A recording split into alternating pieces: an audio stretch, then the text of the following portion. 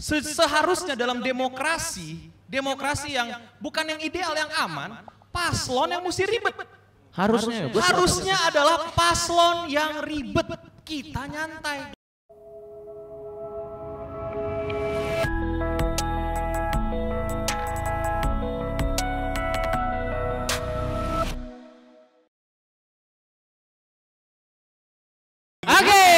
Welcome back to POV 5.0. Oh iya, lebih keren. Seru banget. Itu minggu ini kita akan ngebahas tentang Atta Halilintar. Bukan. Badro. Sebenarnya jujur ya, kita lebih bebas ngomongin Atta loh daripada ngomongin pemilu, ya nggak sih? Kayak lebih nyaman gitu kita. Belum tentu. Terakhir mereka ngomongin Atta langsung. Oh Iya. Bener juga ya. Jangan-jangan konspirasi. Waduh. Jangan. Ngomongin Atta itu kan tidak ada edukasi di dalamnya. Kita ngomongin soal pilpres. Keras. Maksudnya edukasi dalam bidangnya masing-masing. Nah, iya dong. Saya jadi lebih bijak ya. Dia tidak ada tutorial untuk gerebek rumah, kan nggak ada. Kita nggak belajar sesuatu dari situ. Oke, sebagai channel edukasi. Iya. Nah, yang tidak pernah trending. Ada. Yang mesti pakai nama Coki dan Muslim untuk bisa dapat 100.000. Nah, itu baru trending. Sama nama-nama Deddy Kobusher. Harus ada gitu-gitu. Iya, kalau Eno Bening doang ya. Tidak kemana-mana sih ngama.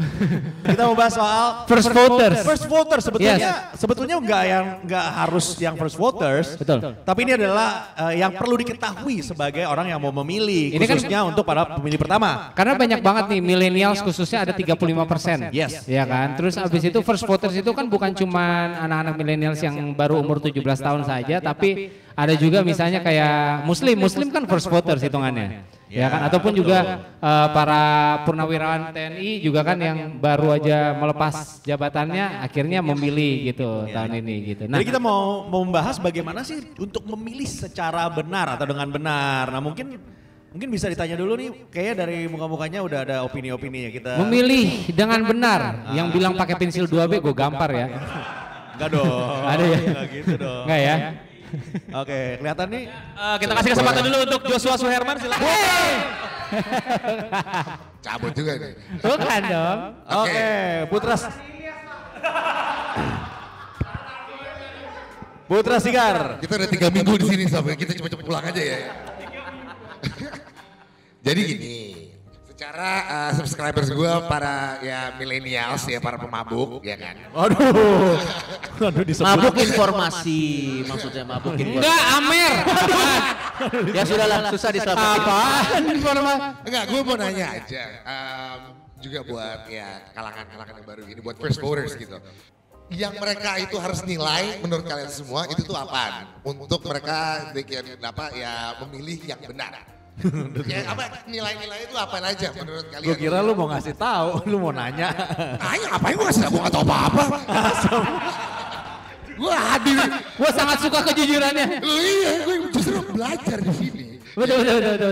Karena gini, gue sendiri juga bisa dihitung first voters. Karena dari dulu gue cuma kayak ya udahlah apa aja, gue kayak serasa kayak lo ya.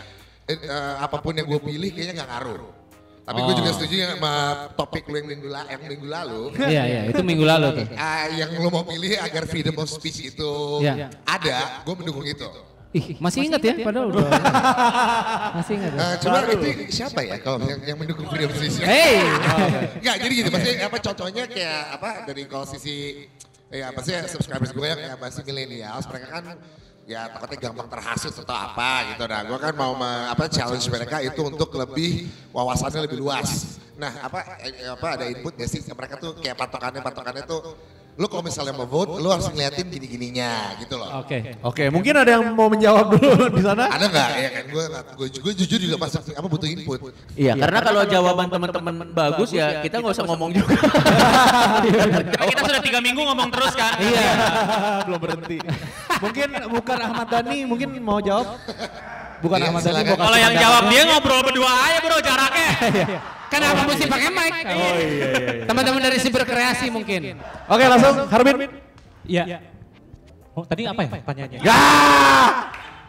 Apa tipsnya untuk Iya. first voters bisa memilih apa aja harus diperhatikan? Yang pertama, perhatikan fotonya, iya kan? Foto. Iya perhatikan fotonya. Kalau nggak lihat fotonya, gimana mau milih, ya kan? Iya. Foto mana? Yakinin dulu. Yakinin fotonya.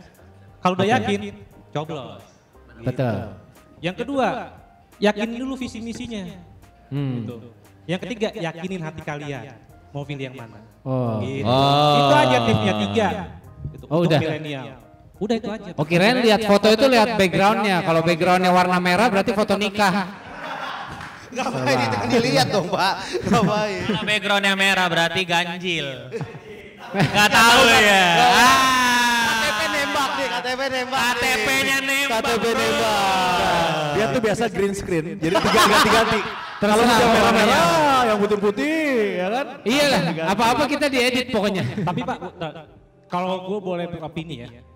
Kalau saya melihat bahwa pemilu langsung ini gitu memberikan dampak, ada dampak negatifnya juga ya lebih itu. Karena saya melihat ini seperti Eno bilang bahwa ini bukannya pesta demokrasi lagi menurut saya, benar. Ini sudah perang demokrasi gitu. Karena kalau pesta ya kita senang happy, ya kan? Happy nggak ada paksaan. Tapi yang Itu 2 minggu lalu ya itu ya? Iya 2 minggu yang lalu begitu kan topiknya kan. Iya. Saya mau nyambungin aja untuk saya masih ingat kan episode yang 2 minggu yang lalu gitu. Kalau saya melihat justru kita adalah perang politik. Coba kita bayangkan ya kan. Sudah berapa banyak dana pemerintah yang keluar dari untuk membiayai pemilu, baik itu pilkada, ya baik itu pilpres sekarang ini. Coba kalau dihitung-hitung, miliaran bahkan triliunan. Tapi dampaknya apa? Ya kan, perang saudara, perang agama, sampai kita komunitas di WA aja sampai ada yang keluar, ada yang cabut, sampai berantem di komunitas. Itu kan memberikan dampak negatif, ya kan? Sampai saya berpikir bahwa kenapa nggak pemilu ini balikin aja zaman dulu, ya kan? Biar suara DPR sama MPR aja udah yang milih, ya kan? Bodoh amat mau presiden mau nyogok suara DPR berapa ratus juta, ya kan? Ya sudahlah, balikin zaman dulu aja. Kita tenang, tidak ada perbedaan, tidak ada perdebatan, sampai satu rumah pun bisa sampai ini loh, ibu sama anak sampai berantem gara-gara beda pendapat. Rumah Anda doang mungkin. Ya kan? Gitu aja, itu Oke. opini saya sih. Iya, iya, terima Nah, kasih. pertanyaannya, Oh, ada pertanyaannya. Oke. kan om-om yang di depan ini, ya kan lebih suka pemilu langsung atau balik zaman dulu DPR sama MPR aja, udah suaranya di situ aja. Oke, Gitu aja. kita hargai Terima kasih. opininya, tepuk tangan. Kita hargai, kita hargai. Perwakilan Orde Baru. Oke, tadi Orde Baru, lebih suka Orde Baru seperti zaman dulu. Oke, sekarang gimana perwakilan dari milenial yang baru pertama kali ya? Iya. Oke, Mas Abi. Aku sebelumnya sama kayak Mas Tretan Muslim juga baru pertama kali ini milih.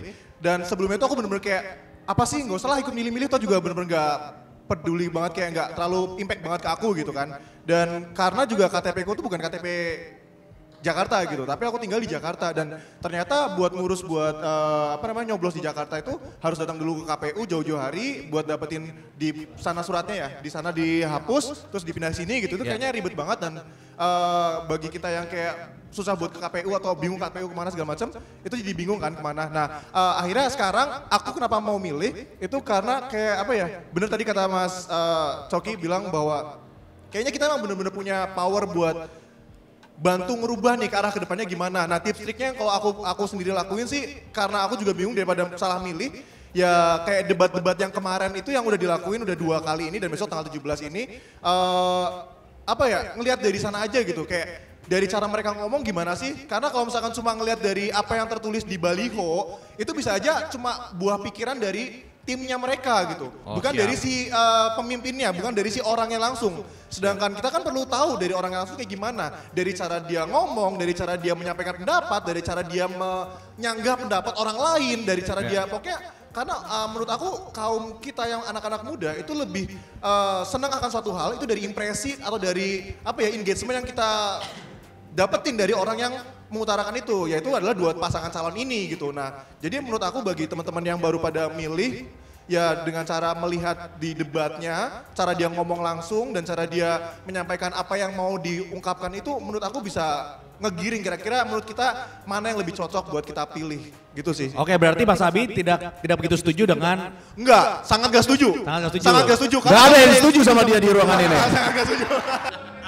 Oke, maksudnya tadi kan apa dia bilang dari debat aja kan. Kalau misalnya is there another way buat anak-anak milenials yang baru itu mendapatkan informasi untuk biar lebih tahu lah kayaknya mereka tuh kan kita ya maksudnya opini masing-masing kan beda. Lo mau nomor berapa aja kan. Tapi maksudnya ada nggak tips-tips dari kalian kan? Obviously kan kalian udah lebih tahu kan.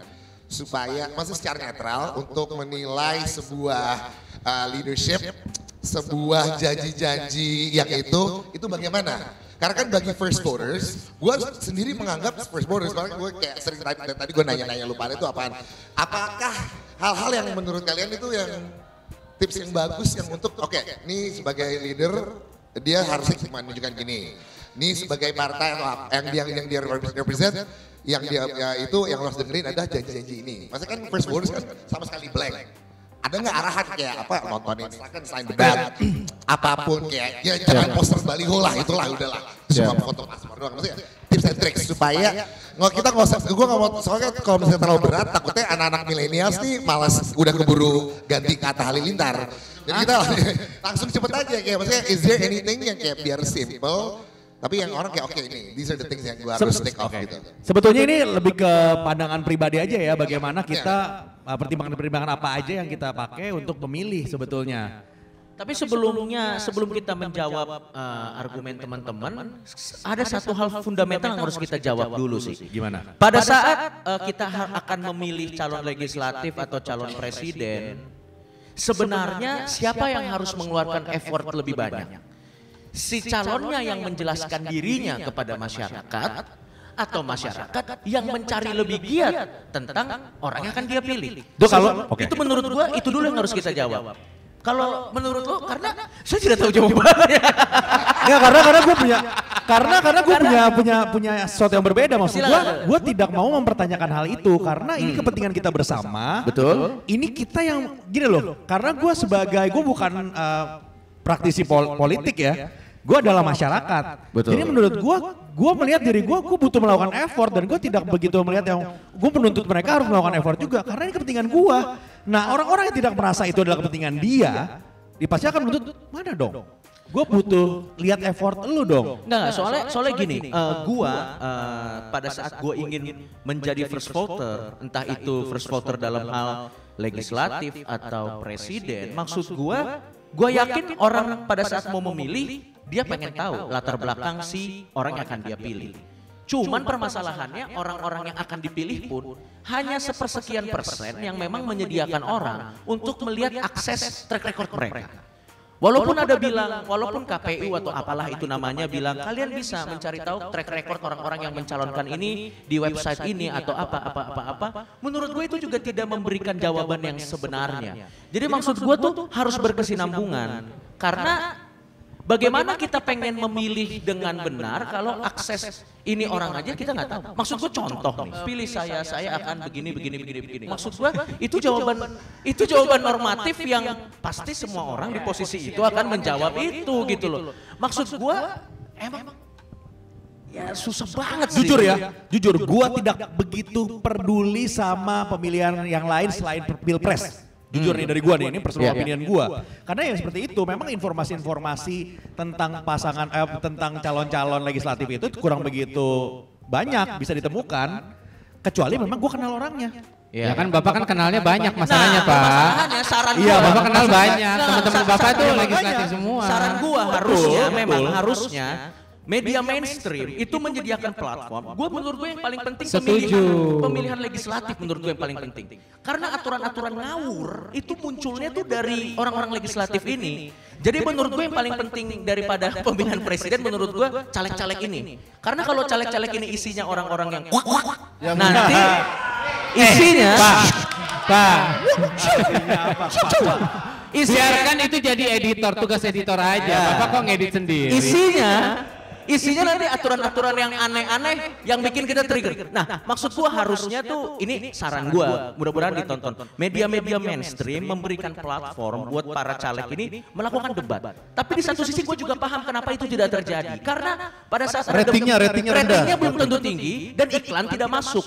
Makanya kalau bisa dibikin debat caleg, tapi ada built-in-nya. Mereka sambil built-in. Misalnya, pilih saya karena saya akan membuat daerah ini makmur. Aduh, aku sakit kepala. Nah, kalau aku sakit kepala sepertinya minum ini. Nah, built-in kreatif ini disponsori oleh MLI. enggak benar. Menurut gue yang paling krusial tuh pemilihan calon legislatif. Tapi kalau saya tadi menanggapi Mas tadi, dia kalau aku juga first voter ya Mas. Iya. Gimana aku cara mengetahui kandidat-kandidatnya? Kalau saya justru nggak terlalu nontonin debat itu Mas. Karena menurut saya debat tuh susah nilai orang dari beberapa jam. Dan saya juga nggak terlalu merhatiin kampanye-kampanye mereka. Saya justru nontonin orang yang review mereka Mas. Saya menilai kandidat yang saya pilih justru yang ada salah satunya,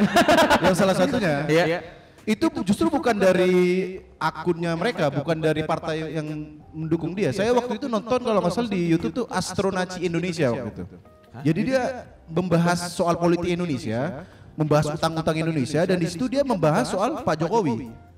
Di situ saya justru tahu data-data, oh benar juga yang dilakukan Pak Jokowi gitu Mas.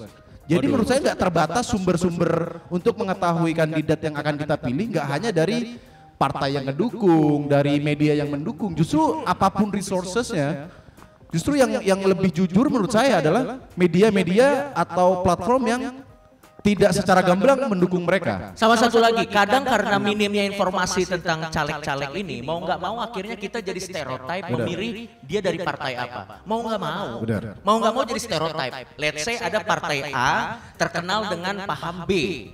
Kita akan lihat nih caleg ini dari partai mana nih? Ya partai ini.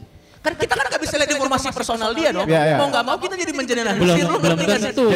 Belum tentu. Tapi karena informasinya nggak ada, ya. Jadi yang terjadi sama kita misalnya contoh ada caleg ini. Itu manusiawi sih. Tapi yang harus kita amini bersama adalah sepertinya memang effortnya akan lebih besar di kita untuk mencari tahu siapa orang yang harus kita pilih. Ya karena selama bertahun-tahun mereka maksudnya para legislatif maupun juga pilpres gitu ya tidak cukup memberikan informasi yang tapi sekarang yang ini gitu. ya tapi sekarang ini sebetulnya memang lebih banyak daripada yang tahun-tahun sebelumnya. Mereka effortnya lebih besar jauh dibandingin sebelum-sebelumnya loh. Begini, itu harus diakui itu menurut gua mau kritisi dari yang tadi poin tentang sebenarnya dari topik ini sendiri pun berarti ada masalah. Di mana Coki juga pertanyaan sebenarnya cukup tajam walaupun emang hasilnya agak sedikit tidak memuaskan gitu. Tapi pertanyaan tersebut benar-benar nge-trigger tentang demokrasi itu sendiri yang saya pahami. Yang penting mana sih effort dari paslonnya, apa dari kita yang cari tahu tentang paslonnya. Dan tema hari ini adalah langsung ke tema hari ini mendikte kita untuk bagaimana kita menemukan paslon yang tepat buat kita. Itu sebenarnya bermasalah. Karena kenapa?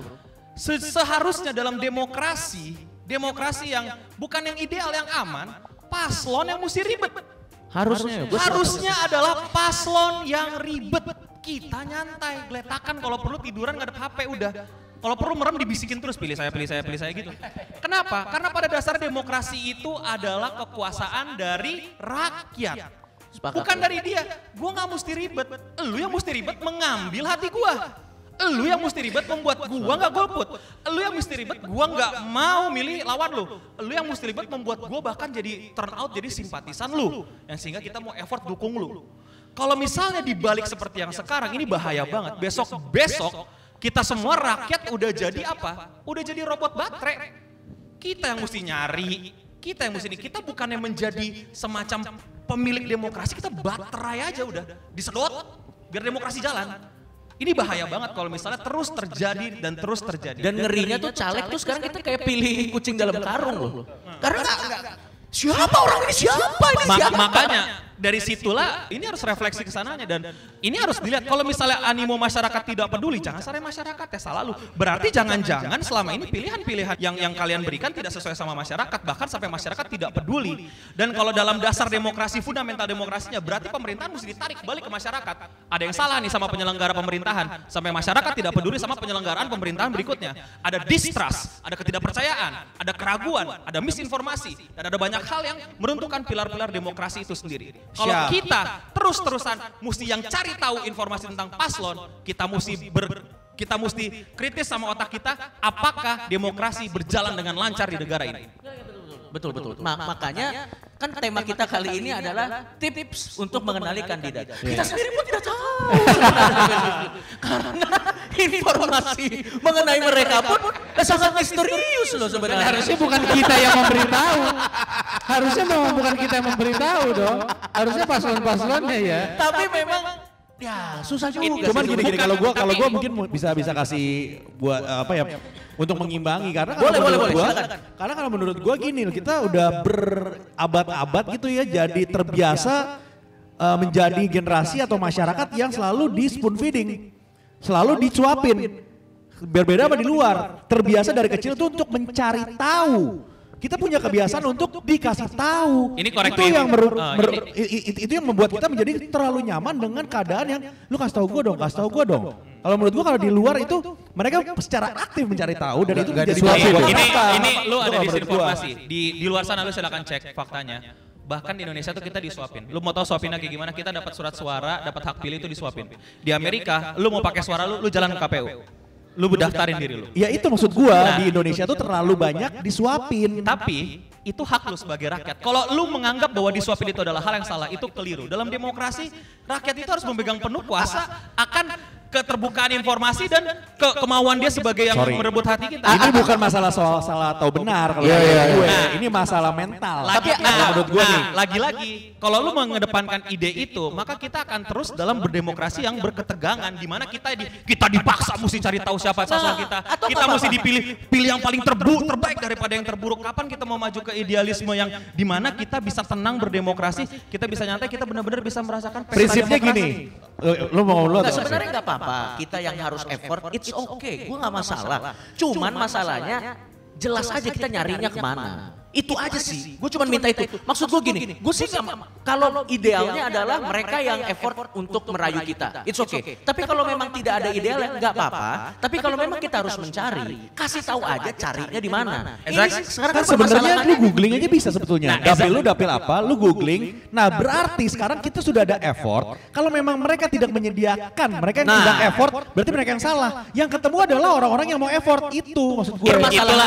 Itu namanya prinsip kebebasan dalam perebutan suara di demokrasi.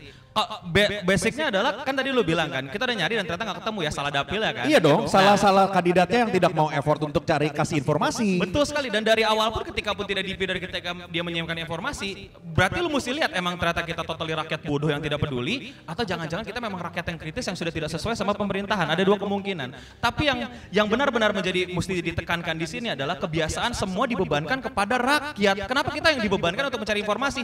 Lu yang kasih informasi ke kita, lu door to door. Kalau misalnya pun dokter udah nggak dikasih masuk, terserah rakyat. Orang lu minta suara rakyat, gitu loh. Jadi posisinya jangan sampai ketuker. Kita pemegang kuasa. Ya, reformasi kita balikin kekuasaan, perjuangan revolusi, gimana founding father kita mengembalikan kekuasaan tanah ini ke rakyat. Gak pernah dibilang Indonesia itu milik eksekutif, milik paslon. Indonesia itu milik rakyat. Suara rakyat adalah suara yang paling berharga. Kita sama tahu kalau suara kita berharga, bahkan sampai kalian ada yang punya ide kalau golput itu pun ada yang bilangnya salah. Maka dari itu kembalikan dan idealnya ke posisi tersebut. Paslon sediakan informasi, kalau perlu kasih tahu, kasih pamflet, baliho segala macam. Itu tugas lu. Kita terserah, bebas, tapi gue bukannya bilang lu mesti tidur atau apa, idealnya begitu. Kalau lu mau nyari informasi terserah lu segala macam, tapi poin pentingnya jangan pernah bebankan tugas informasi, tugas mendapatkan informasi yang ideal segala macam itu di rakyat. Itu tugas kalian dalam berdemokrasi menjadi paslon. Kalau enggak, kalau ini kebalik terus, besok-besok apa? Besok-besok paslon yang tiduran kita yang cari tahu tentang dia. Mau? Mas. Tapi kalau buat gua secara pribadi ya, kalau kita balik lagi ke tema kita pada hari ini nih, tips untuk memilih Kandidat. Ini kita gue lagi intinya gue berdamai dengan mereka. Gue berdamai dalam artian faktanya memang sulit memang gitu. Saya knowledge kok, tenang aja teman-teman. Tenang. Saya hanya menggambarkan idealnya. Dan saya juga gue ngerti banget lah di mana ini lagi proses dan nggak mungkin langsung ideal. Jadi berdamai dan di mana ketika if you want to know gitu loh. Sekarang kita mau tahu gimana caranya kita cari tahu tentang paslon. Berarti ini jawaban personal masing-masing. Ini udah ke step di mana kita pengen ngasih share pengalaman pribadi kita ketika kita memilih. Oke, kalau gua nih, pada saat gue pengen memilih terutama calon legislatif sih. Kalau presiden sih lebih gampang nyari referensinya. Mau cari calon legislatif karena minimnya informasi yang ada di Google. Memang ada, tapi memang tidak substansial dan tidak benar-benar. Ya mau nggak mau, yang gue lakukan secara personal adalah gue jadi stereotype dari partainya. Walaupun sebenarnya itu tidak memuaskan. Saya tahu jawaban ini tidak memuaskan. Yes, tapi paling enggak yang bisa gue lakukan itu karena paling tidak partainya memberikan garis besar gambaran dia kira-kira orangnya seperti apa. Kalau orang ini ada di partai ini, kurang lebih kita tahu ya mungkin nilai-nilai yang dia junjung ini. Jadi mau nggak mau kita balik lagi ke partainya gitu sih kalau gue secara personal gitu. Karena ya mau nggak mau gue cuma bisa memilih dari situ. Kalau gue memilih itu ada tipsnya. Pertama adalah lihat bertahun-tahun ke belakang. Sebelum terjadi ada pemilihan ini, sebelum adanya isu pemilu 2019, lihat dia di belakang itu ngapain sih. Kalau lu pengen ngelihat dan lu pengen benar-benar idealis dalam jadi pemilih yang the best gitu lah ya, yang dimana lu pengen tahu ini orang ini gitu, ya lu lihat dia di belakangnya sebelum ada pemilu ini tuh dia ngapain, kerjanya apa, ngapain, kegiatannya apa gitu, apakah dia montir, apakah dia pedagang, tukang beca dan lain-lain. Tentu itu jadi salah satu poin untuk lu menilai kan, dan hasil akhirnya memilih apa tidak. Terus tentu lu mesti melihat juga selain dari background dan historinya, itu penting banget adalah kenapa itu poin yang paling penting buat gua, karena buat gue ketika tahu-tahu orang itu nyalek, tahu-tahu orang itu jadi paslon, itu yang buat gue malah gue jadi khawatir nih kok tiba-tiba gitu, ini ada apa gitu. Walaupun itu hak dia ya. Hak dia, dan menurut itu kalau dari preferensi gue, itu gue malah bertanya-tanya, malah membuat gue jadi apa nih kok tiba-tiba ada nama orang ini gitu. Seperti artis-artis yang nyalek. Itu makanya kan jadi kontroversi gitu, bahwa nih orang tadinya artis gitu, oke artis ngapain gitu segala macam gitu, tapi ternyata kalau misalnya artis ini emang selain artis dia juga ikut charity, dia bikin organisasi yang peduli lingkungan, peduli pendidikan, ya nggak masalah, lagi-lagi lu yang balik menilai. Kedua adalah lu juga melihat, kalau gua akan melihat dari finansial orang ini, gua nggak mau pilih orang miskin, sorry aja, ini gua ya, terserah lu mau pilih orang miskin apa enggak. Iya, gua nggak mau pilih orang yang secara ekonomi bahkan tidak tumpah ruah, gue bakal pilih yang tumpah ruah. Kaya gitu. Yang kaya raya, karena kalau misalnya gue pilih yang setengah-setengah dan apalagi yang tidak berkekayaan, ya tentu saya bakal melihat kemungkinan yang bakal terjadi setelah terpilih dong. Ini tapi setelah lu lihat beberapa backgroundnya segala macam kan akhirnya ini ada nggak cuma ini nggak pasti plus minusnya. Ini yang maksud gue yang kalau misalnya kalian pengen tahu bagaimana gue melihat ya, pertama kalau partainya kaya gimana? Kalau partainya yang nggak mau, partai mah buat gue nggak pernah bisa memilih sebuah partai dari partai karena Indonesia tidak memiliki identitas politik. Partai ini tuh semuanya bilang merakyat dan segala macam. Gak ada yang berani bilang. Sorry tuh saya partai-partai di luar sana. Kalau ada yang berani bilang saya kapitalis, saya pilih Anda. Saya lebih suka partai kapitalis. MLI bro. Makanya MLI kalau mau bikin partai kabar-kabarin gitu. Marketingnya saya. Enggak, jadi benar. Enggak ada yang berani bilang kami masih berani. Jawabannya ujung-ujungnya diplomatis dan lame gitu ya. Iya kayak apa sih lu merakyat, peduli. Ini kan lagi-lagi dari topik yang kemarin yang buat gue biasa aja. Gak ada yang berani bilang kami kapitalis, kami maunya pajak orang kaya dikit, pajak orang yang tidak mau berjuang dan tidak mau berkompetisi, ya kita tidak akan selamatkan bisnisnya gitu dan lain-lain. Karena saya sebagai individu saya suka pandangan kapitalis gitu. Di Indonesia siapa partai yang bilang kapitalis atau lawannya kapitalis? Siapa yang berani bilang kami partai yang sosialis gitu? Atau ada yang lebih bilang kami partai yang liberal, kami partai yang sekular. Ada yang berani bilang gitu? Sekarang sih ya ngumpet-ngumpet aman gitu. Sekarang aman. Pakai jawaban diplomatis. Jawaban yang diplomatis dan itu malah berbahaya. Jadi semakin kalau misalnya ada yang ketiga, kalau partai itu kalau buat yang bisa mencuri hati saya, ketika dia berani bilang, bahkan mungkin gak usah bilang kapitalis, dia berani bilang kami partai yang individualis gitu. Kami pengen calon-calon kami semuanya orang-orang terbaik dan nggak perlu mikirin orang lain gitu, lu mikirin diri sendiri aja gitu. Ya kan lebih jujur, kan lagi-lagi honesty. Kalau dari awal udah ngumpet-ngumpet ternyata diam-diam ngakunya sosialis atau kapitalis atau kebalikannya gitu, gua nggak suka. Jadi jujur gitu. Kejujuran dia dan kelihatan ideologi politiknya apa, identitas politiknya apa, itu yang membuat gua akan memilih Kalau karena saya juga setuju sama Bapak Coki di sini, saya lebih peduli sama legislatif daripada yang eksekutif yang sekarangnya gitu ya. Saya bakal memilih partai dengan 3 poin itu. Historical, wealthiness, dan political identity. Gila, lo bikin partai Singham ntar. Nanti ada partai Singham ya, Oh, semuanya iya. mesti kumisan, termasuk ceweknya. Kalau saya sama pemilihan legislatif nggak terlalu peduli ya. Karena saya nggak bisa nyoblos di Jakarta. Saya mau nyoblos di Jakarta katanya nggak boleh kan. Jadi kalau KTP Madura di Jakarta untuk menyoblos calegnya nggak bisa. Jadi saya nggak. Jadi lo mesti pulang ke Madura. Ya, dan saya tidak tahu caleg-caleg Madura. Iya. Kalau lu lihat lucu kan, kayak lu udah lama tinggal di Jakarta tapi lu mesti milih caleg yang Madura. Iya, terus suruh balik, ini pilih. Siapa mereka? Kenapa lebih terkenal saya?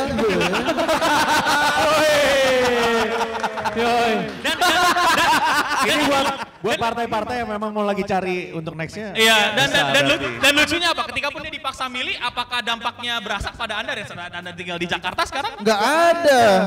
Apakah pencurian besi berkurang? Ya nggak tahu apakah begitu. Tapi menarik banget yang lu sebutin menarik, khususnya untuk orang-orang yang mau milih tapi sekarang sudah tidak ada lagi di daerah yang harus dia memilih. Berarti kan dia pilih tidak ada dampaknya untuk pemilih. Gue pilih daerah yang gue kunjunginnya paling lebaran doang gitu loh. Ya kan lebaran doang. Dampak efek misalnya setiap lebaran jalan ini diperlebar gitu kan. Setiap lebaran dan pas lagi ada masalah kemarin ya. Waduh. Tapi memang lucu sih, satu-satunya harapan kita dalam memilih calon legislatif adalah baliho-baliho yang bertebaran di jalan. Dan kita yang mesti radikal cari tahu sendiri, itu yang buat saya agak kecewa gitu. Harusnya ya buat gua silakan pasang ads di YouTube, di Facebook, buat gua sah-sah aja di TV gitu segala macam. Boleh aja. Door to door kalau lu emang mau dipilih dan lu niat dipilih gitu. Makanya gua akan memberikan my utmost respect untuk para first voter karena kalian akan melakukan effort yang sangat luar biasa dan gue respect itu. Karena di Indonesia jadi first voter udah kita pilihannya belum tentu benar. Effortnya susah juga. Benar. Udah respect banget gua. Capek-capek riset salah pilih. Ya. Apalagi aku yang luar kota katanya harus ngurus surat A4 ke KPU. Lebih gampang daftar PUBG. Daripada jadi first voter ya. Bahaya sih daftar PUBG lebih gampang daripada Gampang tolong KPU, permudahlah saya. Tapi Mas Coki, masalahnya yang legislatif itu, calon legislatif, kalau misalkan tadi Mas Coki bilang, kalau masalah calon legislatif lihat di baliho-baliho aja gitu. Tapi dari pandangan gue sebagai milenial, itu kalau misalkan paslon presiden itu kita gampang gitu. Mereka punya program kerja yang nyata yang bakal mereka lakukan. Nah kalau misalkan legislatif, mereka tuh adalah wakil kita di DPRD dan juga DPR RI ya kan, dari daerah kita. Nah tapi setelah mereka kepilih, mereka pun bakal dikocok lagi buat taruh di komisi berapa, ya kan? Nah jadi mereka pun di baliho-baliho tuh nggak nyantumin mereka program kerjanya apa, mereka mewakili kita tuh mau ngapain di sana. Bahkan kayak kita juga gambling doang gitu, gambling dari lihat fotonya aja gitu. Balik ke poin pertama tadi saya kan, itu ada ugly truth-nya. Bagaimana ceritanya seorang pemilih yang memiliki kuasa, yang memiliki apa di mana demokrasi itu kuasa di kita yang diribetin kan? Iya makanya, jadi kayak sebenarnya dari sistemnya juga sendiri yang kayak ini perlu diperbaikin gitu. Karena ya legislatif ini ya perlu kita pilih, tapi juga harus jelas dong dia setelah dipilih itu mau ngapain dan di komisinya itu komisi berapa, jadi nggak perlu diputar lagi setelah terpilih, harus dikocok lagi. Betul. Jadi menurut Mas demokrasi belum maksimal gitu ya? Maksud Anda dukung Gak ke situ dong. Selalu menyisakan ruang untuk editor susah saya. Gak ke situ. Oke, sebelum Reza closing, gue pengen tahu kalau misalkan kalau menurut gue, kalau gue setuju sama Coki dan setuju sama Muslim, bagian yang memang kalau gue lebih concern sama Pilpres. Dan untuk kalau misalkan legislatif lebih milih partainya kayak gitu. Kalau misalkan nggak ada yang gue tahu di nama-nama itu, udah gitu aja simple.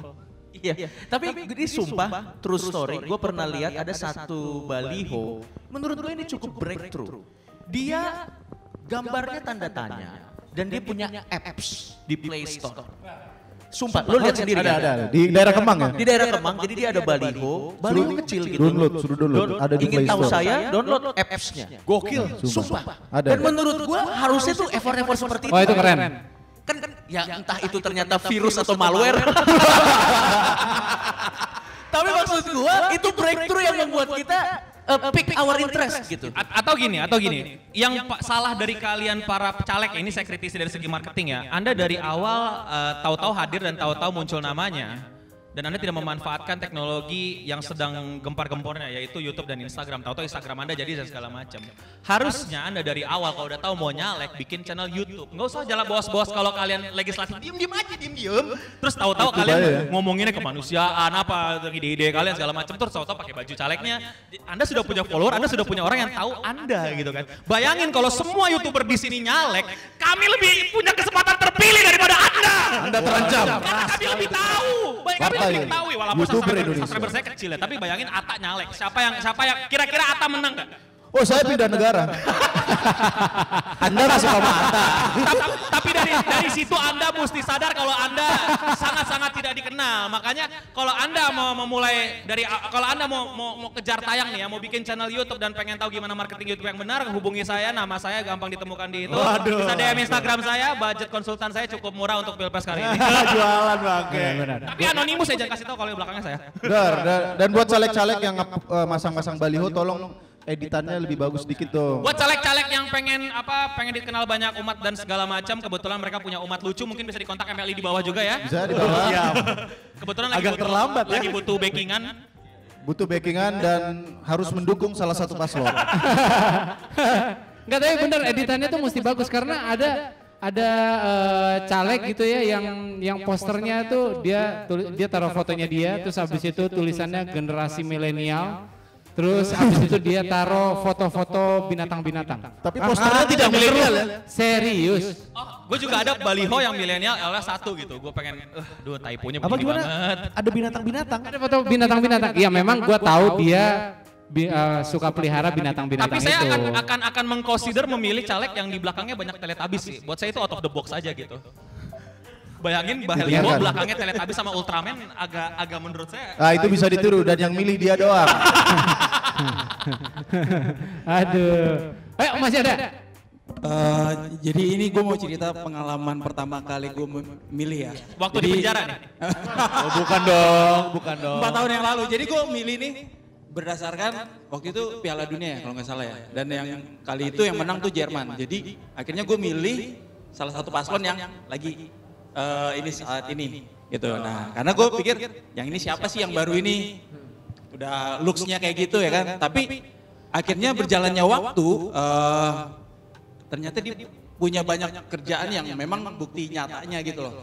Nah untuk millennials yang baru gini, yang untuk first voters ini biasanya akan terjadi seperti itu. Jadi dia akan memilih berdasarkan ini keren nih gitu. Tapi dia belum ngelihat kerja nyatanya gitu loh.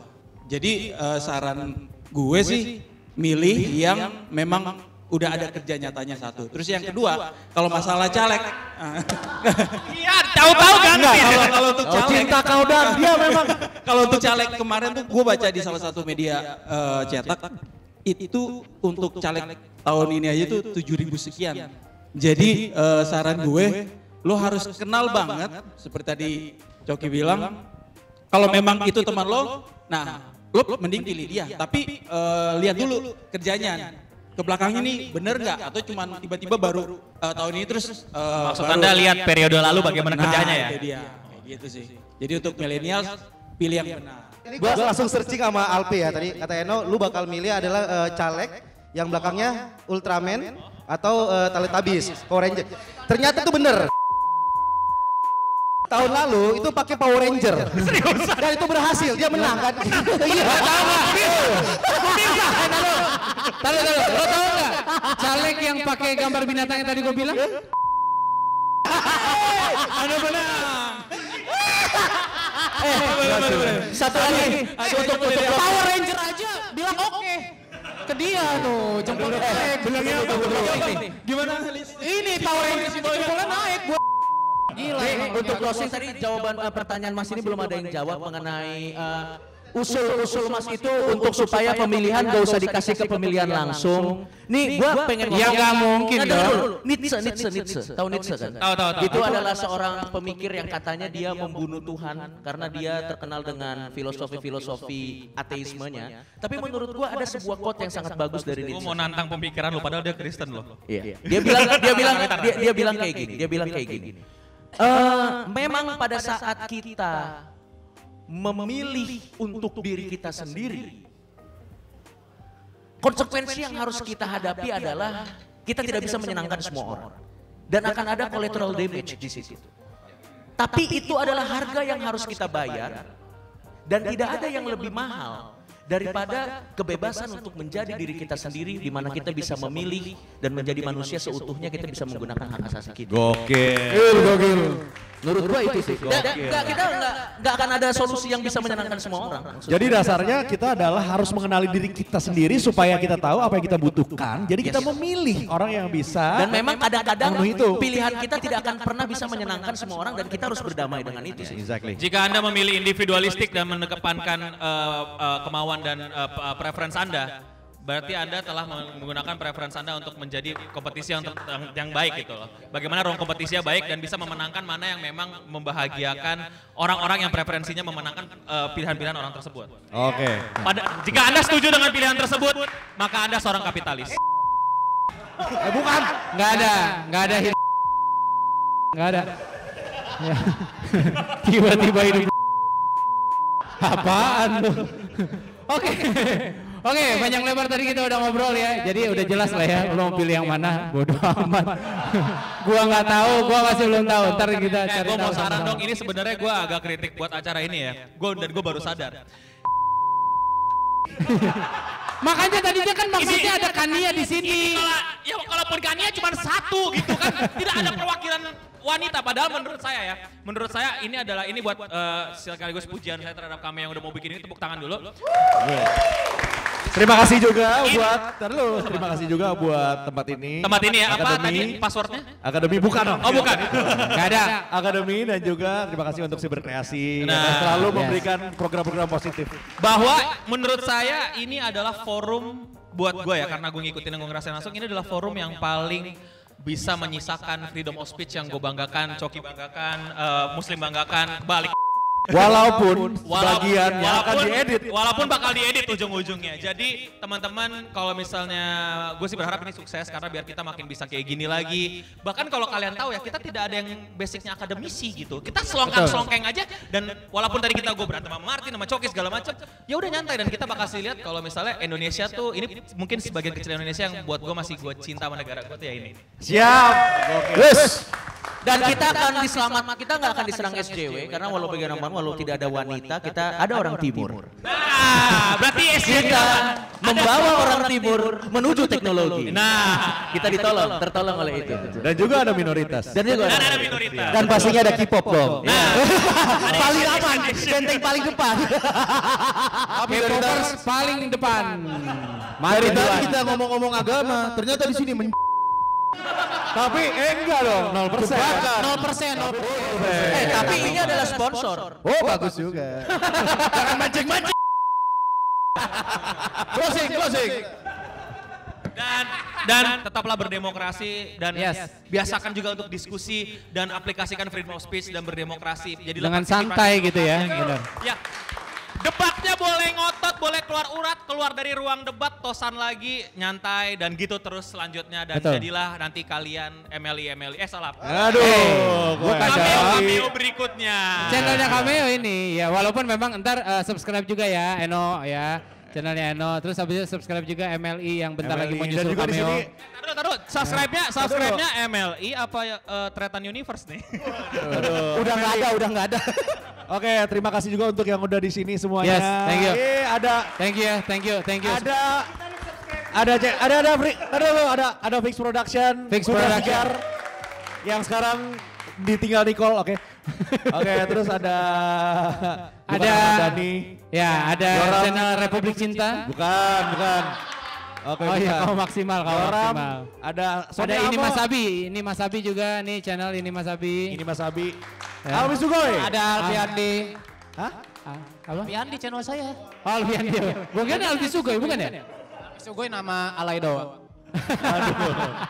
Aduh, ada Kreator emang ada channelnya? Ada channelnya. Ada channelnya. Wah, Samuan. Tapi mudah-mudahan subscriber kita tidak naik terlalu drastis karena percayalah pada saat subscriber kita 2 jutaan kita akan sibuk syuting iklan. Tidak akan ada di sini. Betul. Kemiskinan yang menyatukan kita menjadi indie. Bukan kepedulian terhadap negara, tidak karena miskin kita. Ketika channel kami menyentuh angka jutaan, tidak akan peduli kami dengan politik. Kami sudah terlindungi oleh uang kami sendiri. Tidak butuh wakil rakyat. Oke semuanya, thank you for watching. Thank you.